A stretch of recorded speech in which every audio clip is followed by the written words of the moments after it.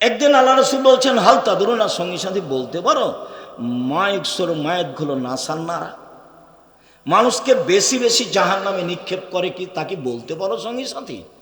তোমরা কি বলতে পারো মানুষকে বেশি বেশি জাহান্নামে নিক্ষেপ করে কি?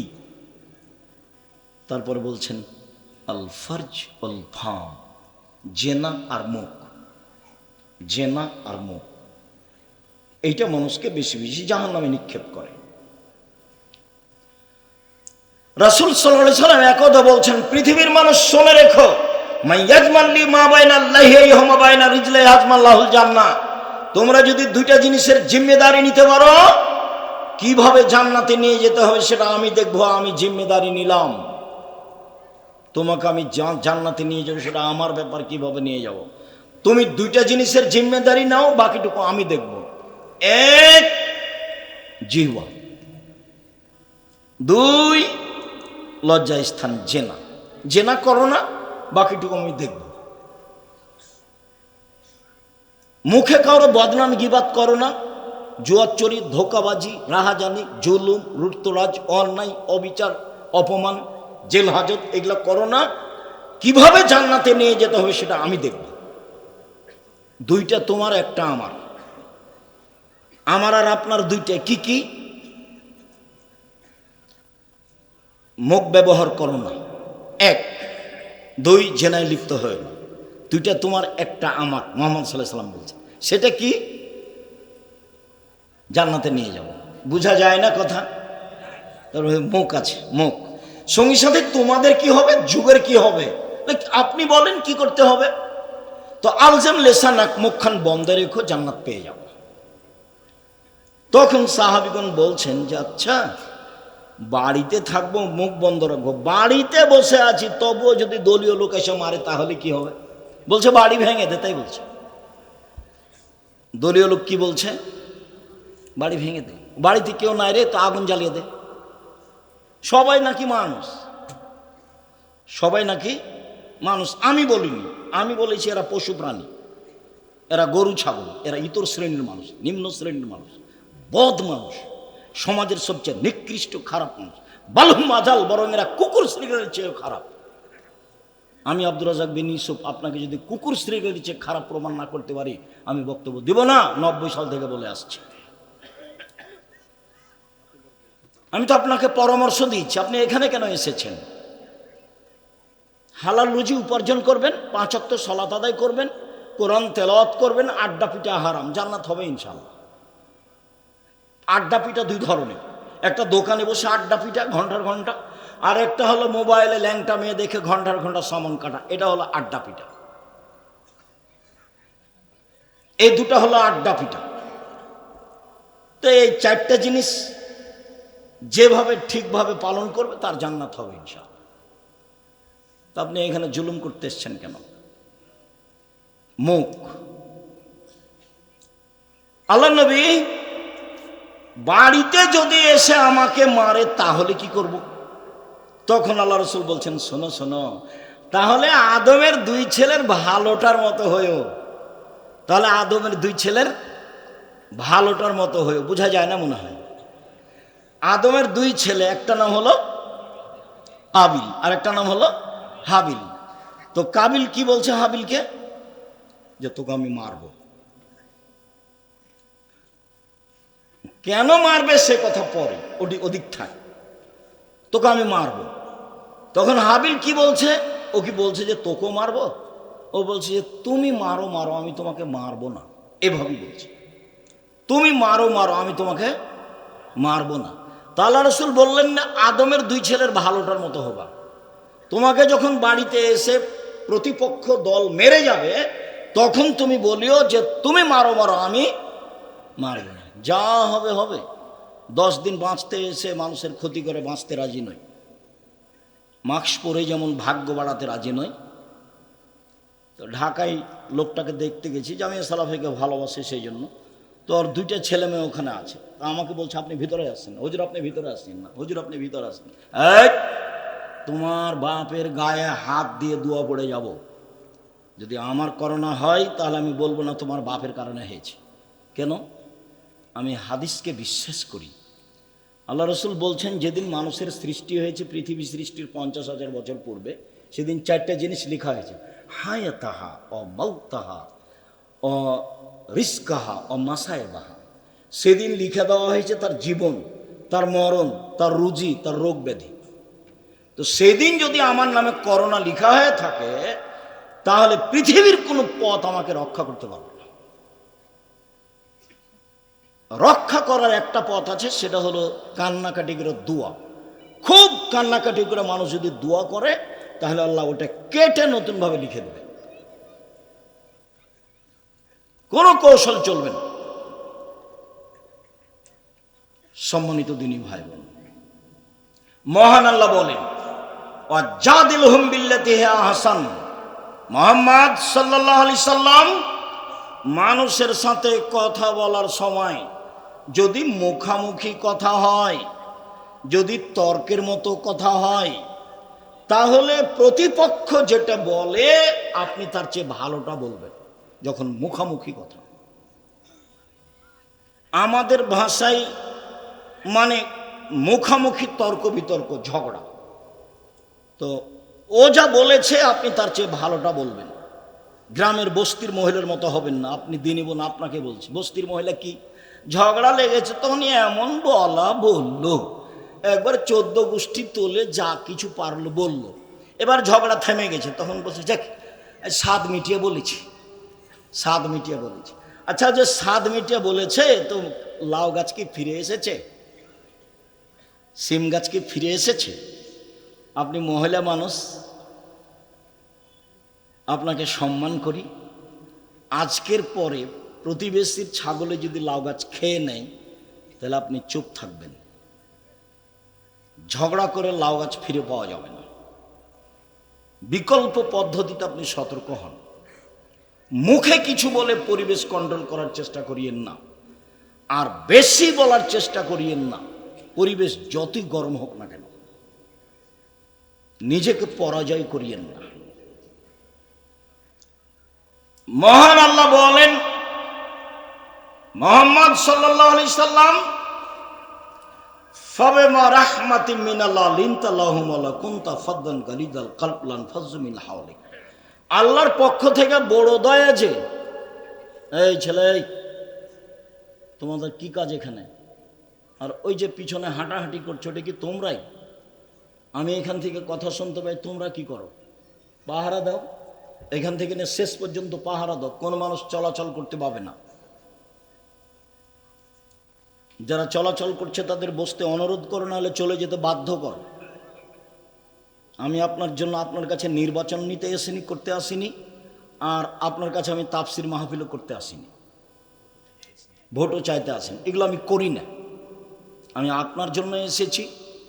আপনি যদি কোথাও গল্প করেন, তাহলে আপনাকে আমি নিম্ন শ্রেণীর মানুষ মনে করব এবং বলবো আপনার স্বভাব খারাপ,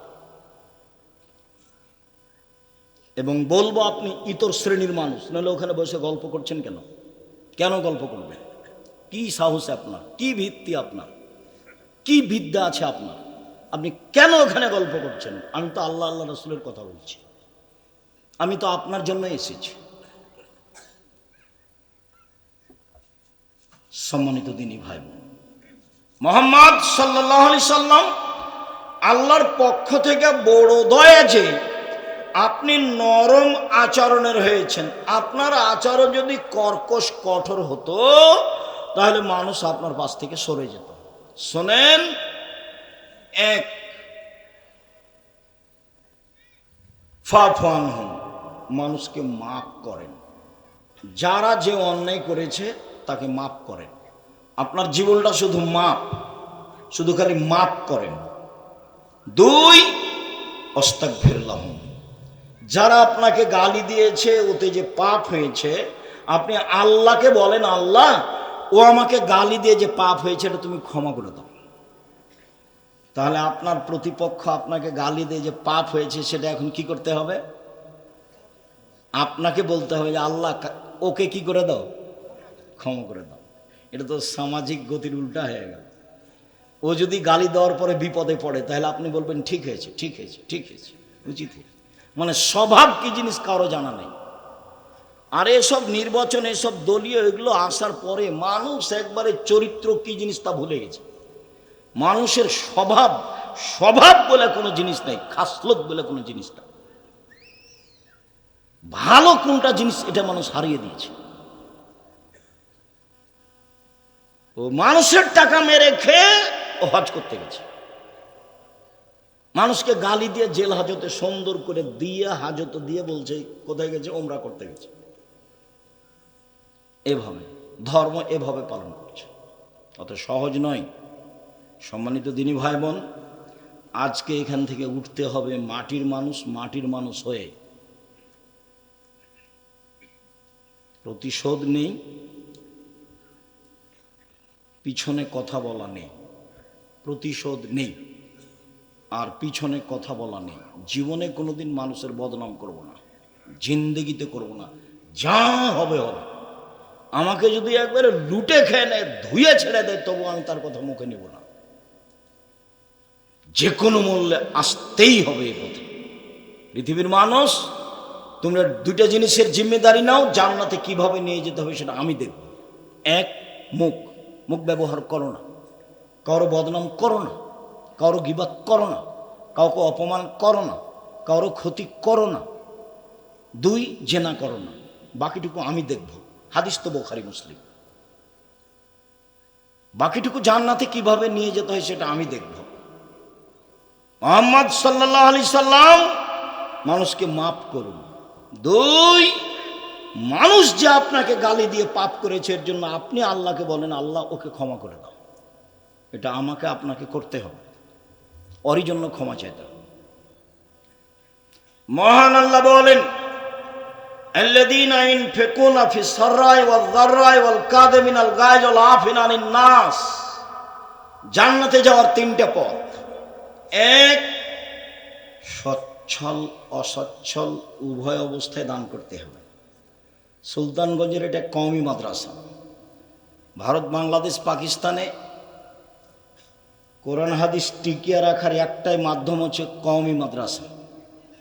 আমরা কওমি মাদ্রাসাতেই পড়েছি, কওমি মাদ্রাসায় শিক্ষকতা করি, আমাদের জীবন কওমি মাদ্রাসার উপরেই আছে। বিদ্যে, ইসলাম ধর্ম, কোরআন হাদিস টিকিয়ে রাখার এটাই মাধ্যম। আপনারা এত লোক আছেন এলাকায়, টাকা পয়সা ইনকাম করেন, আর আপনাদের কওমি মাদ্রাসার 7 মাসের বেতন বাকি থাকে, এটা কেমন হয়ে গেল কথা না? তা হবে কেন? জামিয়া সালাফে মাসে 40 লক্ষ টাকা বেতন লাগে। জামিয়া সালাফে কোনো বৃত্তশালী দিয়ে চলে না, জামিয়া সালাফে কোনো সংস্থা দিয়ে চলে না, জামিয়া সালাফে কোনো বৈদেশিক টাকা দিয়ে চলে না, নেই। জামিয়া সালাফি চলে কচুর পাতার পানি, যেমন কচুর পাতার পানি বাতাস আসলে এ পড়লো এ পড়লো এ পড়লো, এরকম। আপনি কিছু দেন, আমি কিছু দিই, 2000 5000 দিয়ে, এভাবে জামিয়া সালাফিয়া চলে।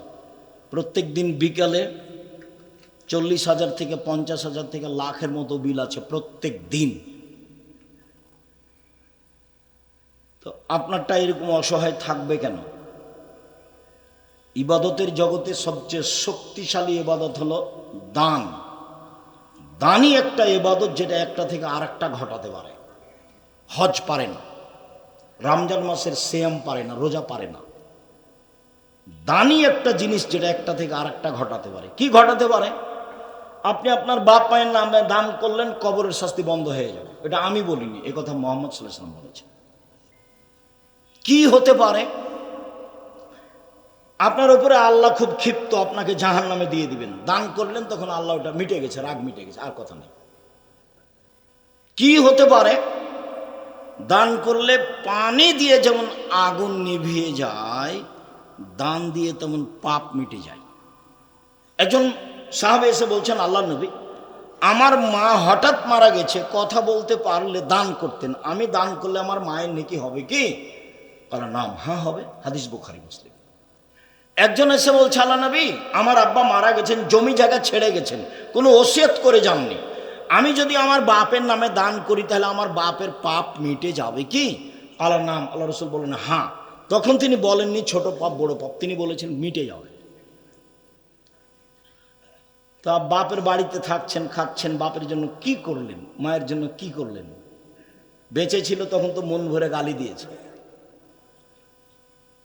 মন খারাপ খুব, মা সবচেয়ে খারাপ মানুষ, অনেক কিছু করেছেন, একটু পরে আসছে। সম্মানিত দিনী ভাই বোন, সচ্ছল অসচ্ছল অবস্থায় দান করলে জান্নাত হবে, এক। দুই, অল কাজ মিনাল গায়জ, রাগ দিয়ে কোনো কাজ নিতে হবে না। আমি আমার চোখে দেখা, যেহেতু আমি দিয়াড়ের মানুষ, কাজে আমি দেখেছি এই লোকগুলো স্ত্রীর ওপরে একটুকু শুকরিয়া আদায় করে না, কৃতজ্ঞতা প্রকাশ করে না। আরে ভোর রাতে উঠে জাঁতাতে আটা পিষেছে, ঢেঁকিতে ধান ভেঙেছে, তারপরে এসে গরুগুলা বাইর করেছে, দিয়ে রুটি তৈরি করেছে, রুটি তৈরি করে মাঠে দিয়ে পাঠিয়েছে, তারপরে গোহিল পরিষ্কার করেছে, তারপরে নুন্দা তৈরি করেছে, তারপরে লোকটা এসে দেখছে যে লাইনতে পানি দেয়নি, তখন বলছে তুই মুখের বাচ্চা, মুখ লাইনতে পানি দিসনি কেন?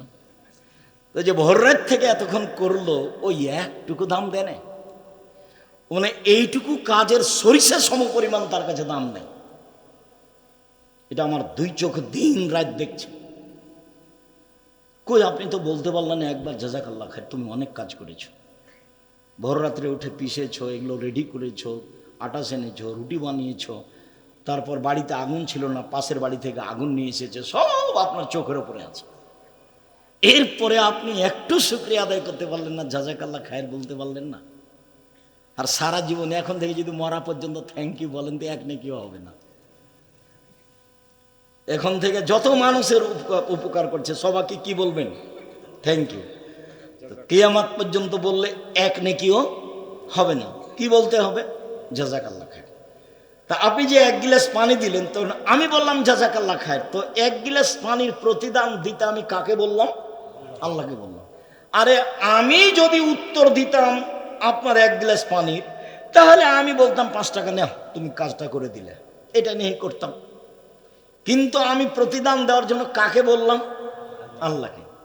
এবার এমন একজনকে বলেছি আপনি আমেরিকায় বিপদে পড়েছেন, লন্ডনে, তখন আমার এই কথাটা আল্লাহর কাছে আছে, ও এতে একদিন পানি দিয়েছিল এক গ্লাস, তো উনি তো বলেছিলেন জাযাকাল্লাহ খায়ের, আচ্ছা ঠিক আছে আমি দেখছি। ও তো সর্বশক্তিমান, কোনো ব্যাপারই নয়। সম্মানিত দিনী ভাই বোন, রাগ দিয়ে কোনো কাজ দিবেন না, স্ত্রীকে মারবেন না, গালি দিবেন না, লবণ বেশি হয়েছে বেশি কথা বলবেন না, ভাইয়ের সাথে ঝগড়াঝাটি করবেন না, রাগ নিয়ে কোনো কথা নেই। রাগ দিয়ে কোনোদিন কোনো কাজ নিতে হবে না, রাগ দিয়ে কাজ নিলেই ভুল হবে। আর দিনী বোনদের বলি একটু এখন মনে রাখবেন, 1 মিনিট, এই মেয়ে কথা বলছো কেন?